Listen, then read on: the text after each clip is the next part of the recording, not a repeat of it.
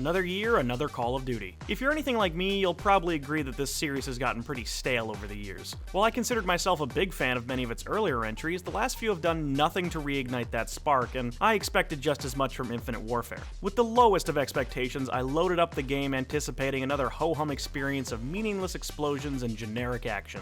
But much to my surprise, I found myself actually having a really good time with much of what Infinite Warfare had to offer, with one major exception.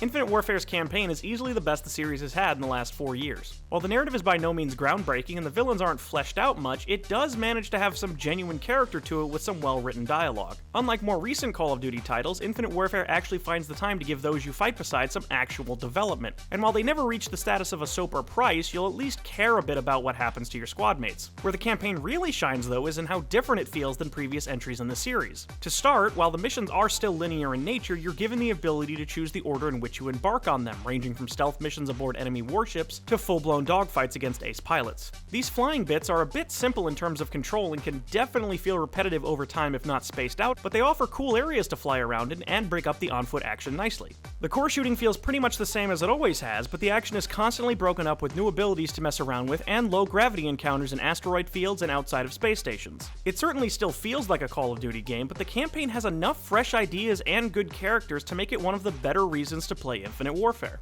While usually reserved for the Treyarch-developed franchise entries, this year Infinity Ward takes a crack at a zombies mode, and they do a great job. The same chaotic loop of cryptic puzzles and ludicrous power-ups is present and accounted for, with a wacky's 80s cartoon aesthetic wrapping the whole thing together. There's only one map available at launch, but it's jam-packed with secrets to decipher, provided you live long enough to find them. While I've enjoyed zombies in this series before, this is probably some of the most fun I've had with it since Black Ops 1, especially with friends or a talkative group of strangers. Surprisingly enough, where Infinite Warfare suffers the most is with its multiplayer, typically the main draw of Call of Duty. There's plenty of customization available as expected, and the progression loop started by the series years ago is still as solid as ever. It's just that actually playing online against other players is boring. While the other parts of Infinite Warfare try new things and feel somewhat fresh again, its multiplayer takes absolutely no risks whatsoever. The same run-and-gun gameplay feels largely the same, but with the time to kill seeming to be lower than it's ever been, leading to more frequent instant deaths. It's not that the game feels broken or unplayable, just not very engaging.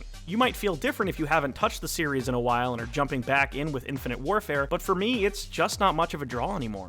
What makes the multiplayer less appealing is its supply drop and weapon variant systems. Most weapons have multiple types, ranging from common to epic, with unique traits and stat improvements. These unique guns are almost universally better, giving bonuses such as health gained with every kill, completely eliminating range penalties, or headshots automatically reloading magazines. Players that obtain these armaments have a clear advantage over those that don't. This might be somewhat excusable if these more powerful guns were easily obtained, but of course they aren't. Each weapon can be built using salvage earned in-game or via supply drops, which randomly give you various items including these improved weapons. Supply drops can be purchased with an in-game currency known as keys or with real money. Naturally, the rate at which you earn these keys in salvage is quite low, encouraging players to spend actual currency in the hopes of obtaining these game-breaking variants. It's a blatant example of potential pay-to-win microtransactions in a full-price game and is simply just gross. I should note that while I'm aware of Activision's intent to sell supply drops, the store has been completely unavailable during my playtime, so I don't know how much they cost at this time.